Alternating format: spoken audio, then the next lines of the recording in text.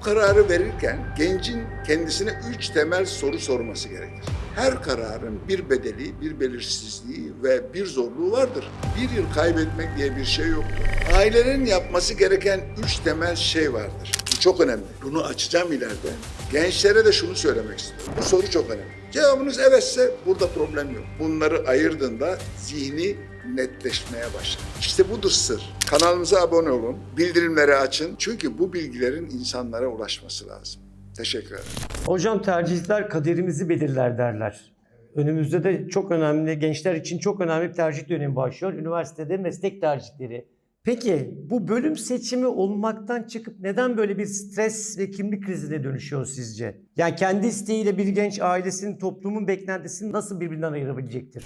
Aslında gençlerin yaşadığı asıl sorun hangi bölümü seçeceklerini bilmemeleri değil. Bakın önemli bir şey söylüyor. Daha kim olduklarını tam olarak bilmeden gelecekte kim olacaklarına karar vermek zorunda kalmalarıdır. Bu büyük bir problem. 17 veya 18 yaşındaki bir gence şimdi bir karar ver ve hayatının geri kalanında ne yapacağını seç diyoruz. Fakat bu genç henüz kendini yeterince tanımıyor ki. Nelerden hoşlandığını, hangi zorluklara dayanabildiğini, nasıl bir yaşam istediğini ve gerçekten potansiyelinin nerede olduğunu tam olarak bilmiyor. Üstelik bir taraftan ailesi konuşuyor. Doktor ol, geleceğin garanti olsun. Güzel.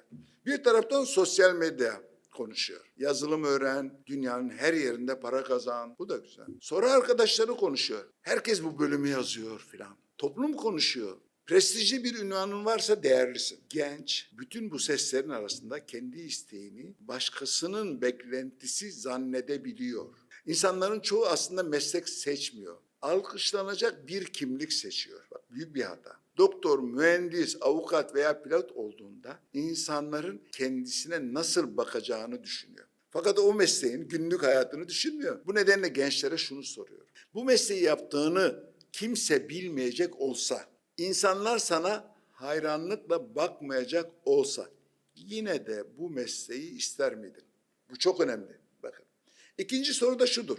Sen bu mesleğin ünvanını mı seviyorsun? Yoksa günlük hayatını mı? Yani doktorluk ünvanını istemekle her gün hasta dinlemek, insan hayatının sorumluluğunu almak, yoğun çalışma, yıllarca eğitim görmek ve gerektiğinde de geceleri uyanmak aynı şey değildir. Bir insan sadece bir meslek seçmez. Nasıl bir hayat yaşayacağını da seçer. Her sabah nasıl bir ortamda uyanacağını, hangi insanlarla karşılaşacağını, hangi sorunlarla uğraşacağını ve zamanını nasıl geçireceğini seçer. Dolayısıyla benim tavsiyem ilk yapılması gereken şey hemen bölüm isimlerine bakmak değildir. Önce şu soruyu sormalısınız kendinize. Ben nasıl bir insanım ve nasıl bir hayat yaşamak istiyorum? Bakın çok önemli bir soru. Ben nasıl bir insanım ve nasıl bir hayat yaşamak istiyorum?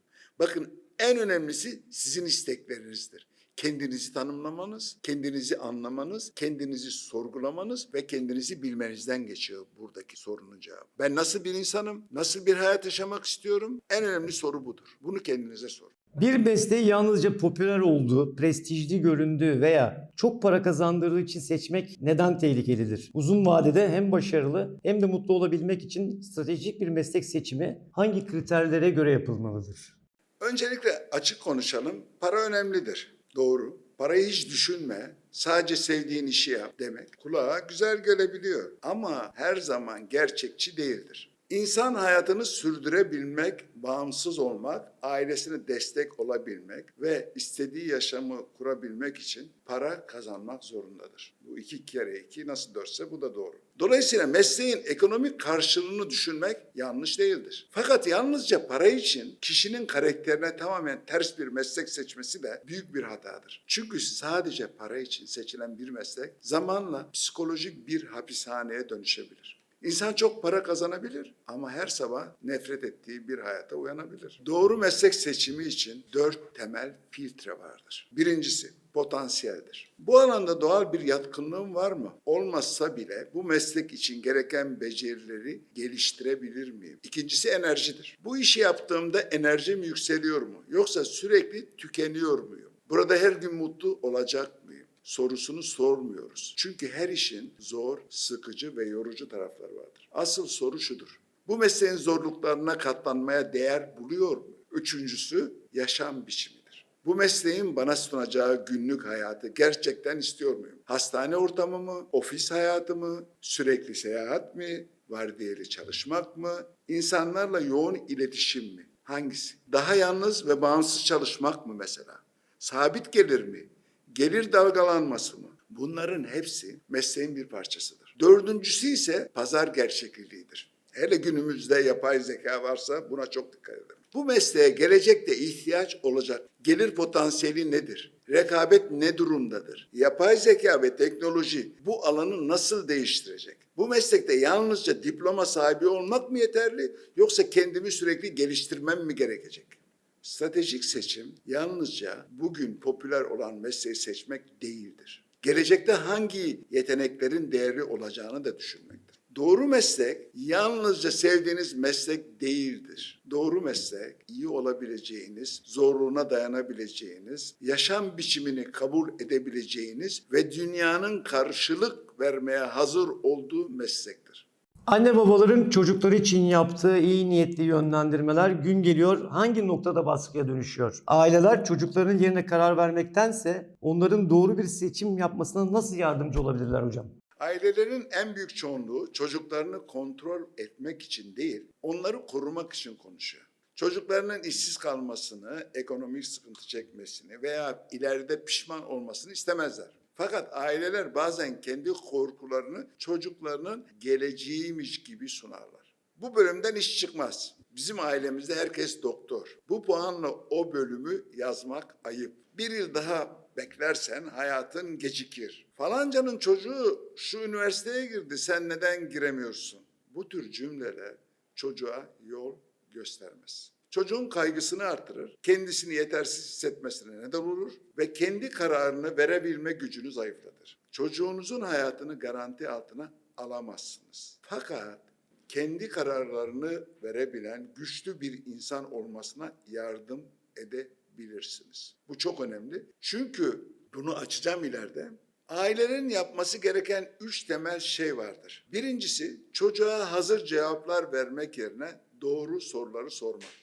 Ne olmak istiyorsun sorusu bazen çok büyük ve zor bir sorudur. Bunun yerine şunlar sorulabilir ailelere tavsiyeler. Nasıl bir çalışma ortamında kendini daha iyi hissedersin? Bir, insanlarla mı, makinelerle mi, sayılarla mı, fikirlerle mi çalışmayı seversin? Bu da ikinci soru.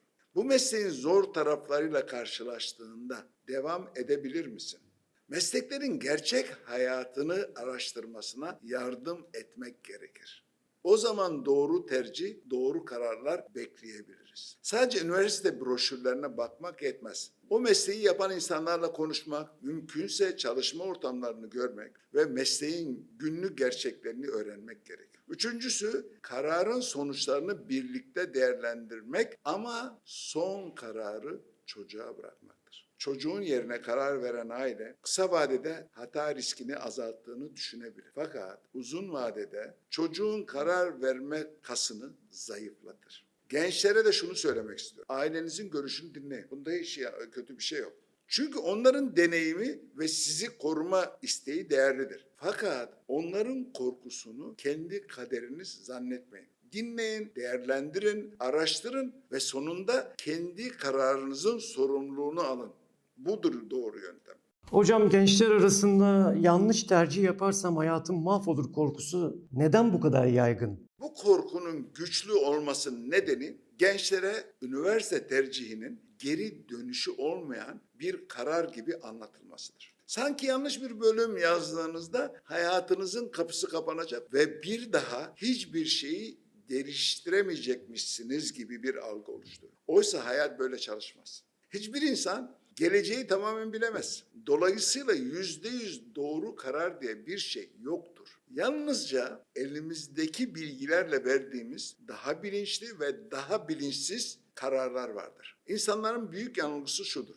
Doğru karar verirsem hayatım kolaylaşacak. Hayır, her kararın bir bedeli, bir belirsizliği ve bir zorluğu vardır. Tıp seçerseniz başka zorluklar yaşayacaksınız. Mühendislik seçerseniz başka zorluklar, girişimcilik yaparsanız başka riskler, memuriyet seçerseniz başka sınırlamalar yaşayacaksınız. Mesele zorluksuz bir yol bulmak değildir. Hangi zorluğun sizin için anlamlı olduğuna karar vermektir. Asıl zihinsel güç, hayatım boyunca hiç yanlış yapmayacağım demek değildir. Bakın bu çok önemli. Tekrar ediyorum. Asıl zihinsel güç, hayatım boyunca hiç yanlış yapmayacağım demek değildir. Asıl güç şunu söyleyebilmektir. Yanlış yaparsam kendime yeni bir yol açabilirim. Benim biliyorsunuz bir kitabım var ve diyorum ki orada bana fark etmez. Benim bana fark etmez yaklaşımım tam olarak burada devreye giriyor. Yani buradaki bana fark etmez demek sonucu önemsemiyorum demek değildir. Sonuç ne olursa olsun kendimi yeniden kurabilecek güce sahibim demektir. Yani bir bölüm değiştirilebilir, başka bir bölüme geçilebilir, yüksek lisans farklı bir alanda yapılabilir, yeni beceriler edinilebilir. İnsan başka bir ülkede, başka bir sektörde veya bambaşka bir meslekte yeni bir hayat kurabilir. Ben kendimden örnek vereyim. Hayatımda ilk başladığımda üniversiteyi kazandığım zaman Arap Fars Dili bölümünü kazandım. Sonra bir sene sonra Ankara Mali Bilimler ve Muhasebeyi kazandım. 3. kere üniversite sınavına girdiğim zaman doktor oldum. Düşünebiliyor musunuz? Aynı şeyi anlatıyorum. Yani insan 20 yaşında da, 30 yaşında da, 50 yaşında da yön değiştirebilir.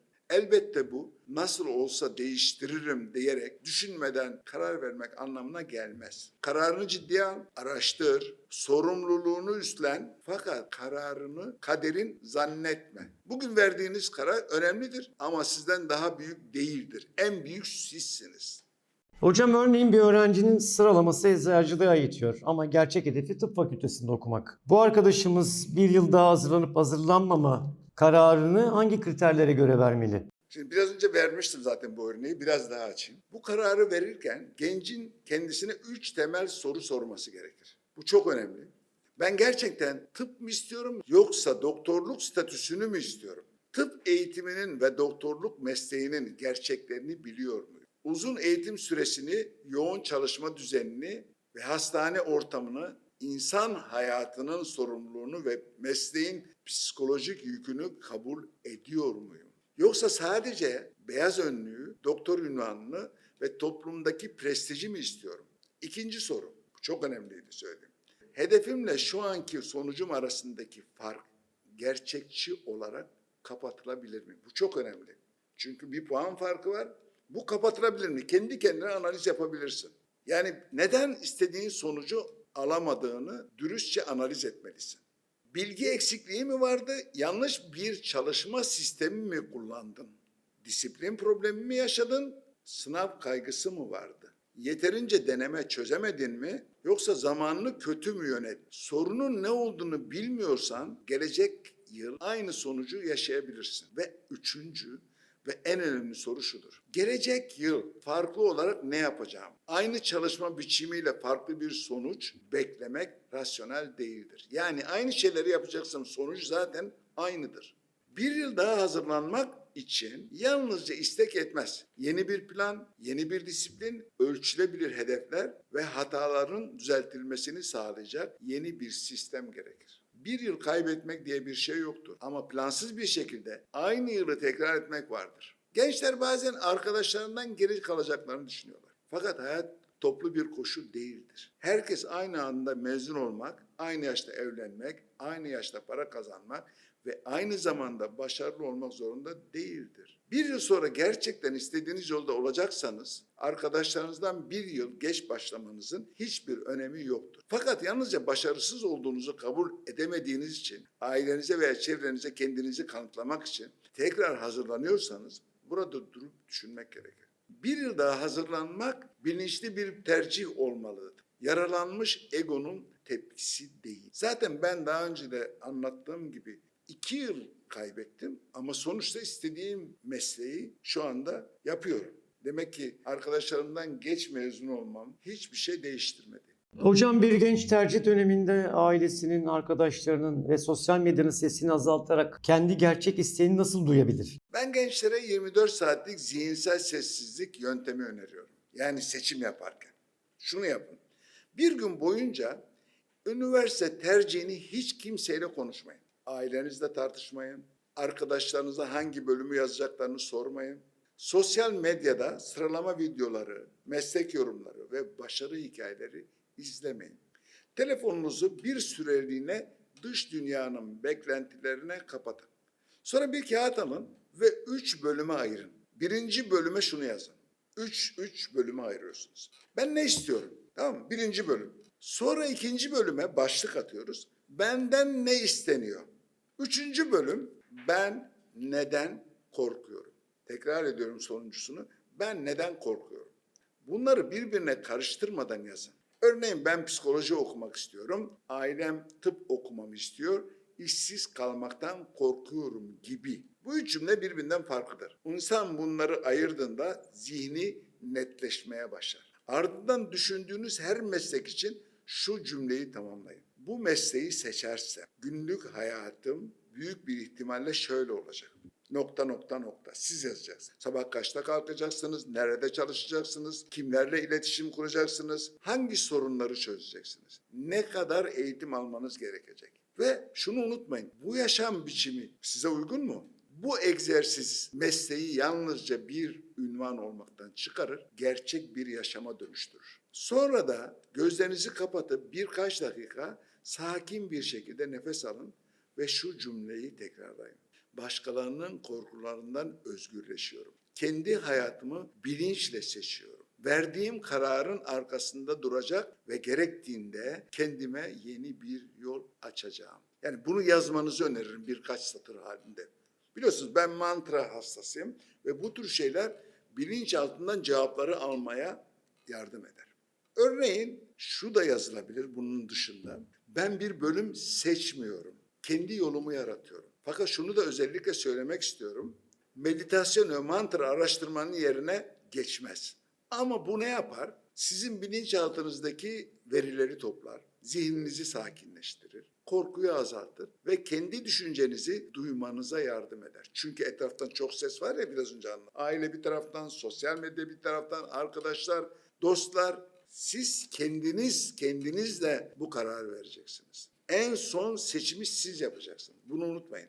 Sonra meslekleri araştırmanız, insanlarla konuşmanız ve gerçek verileri değerlendirmeniz gerekir. Yani avukatlık istiyorsan avukatla otur bir gün geçir. Eczacılık istiyorsan git eczacılarla otur bir gün geçir. Mutlaka akrabanız çevrenizde vardır. Doktorluk istiyorsan onlarla otur, onları analiz et, zorluklarını öğren. Bu ayıp değil ama senin gerçek bir tercih yapmana, doğru bir tercih yapmana yardım eder.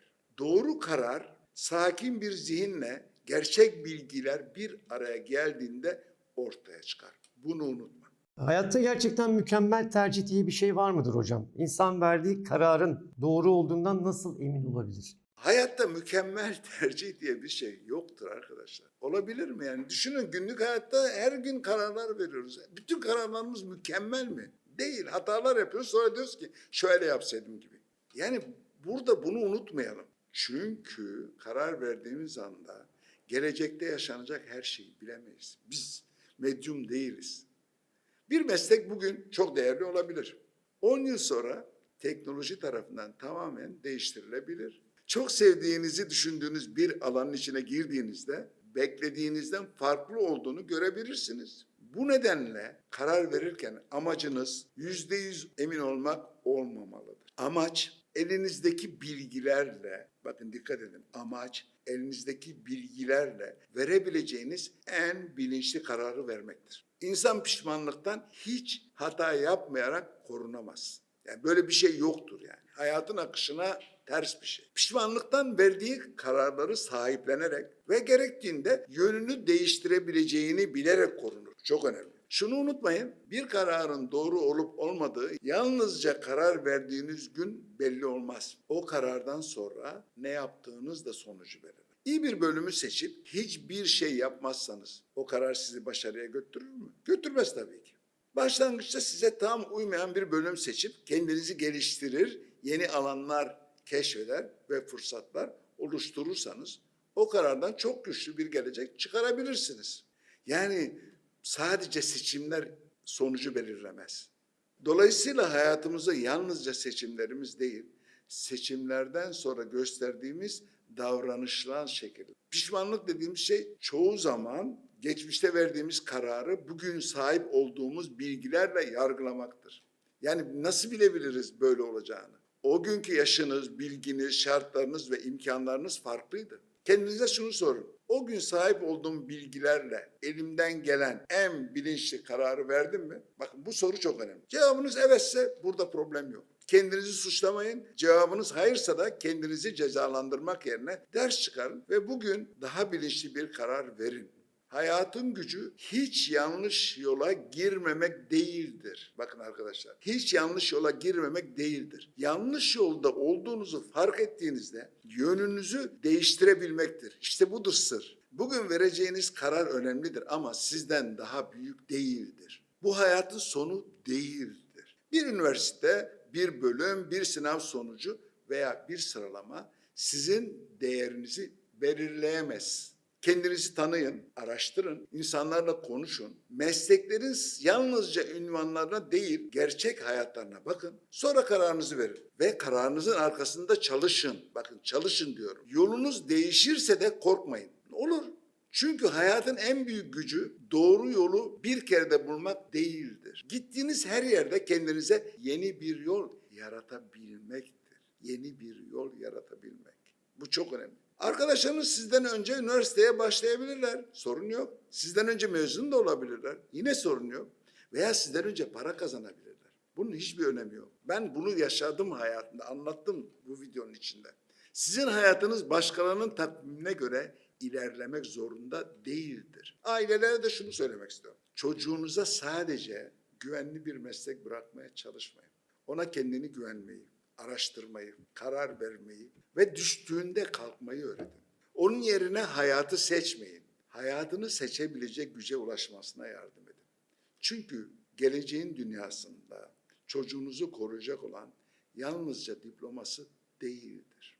Öğrenme yeteneği, zihinsel esnekliği, kendine güveni ve yeniden başlayabilme gücüdür. Gençlere son cümlem şudur. Kararınızı ciddiye alın. Okey, orada bir sorun yok. Ama kararınızı kaderiniz zannetmeyin. Siz sadece bir bölüm seçmiyorsunuz. Kendi yolunuzu yaratıyorsunuz. Kanalımıza abone olun, bildirimleri açın. Çünkü bu bilgilerin insanlara ulaşması lazım.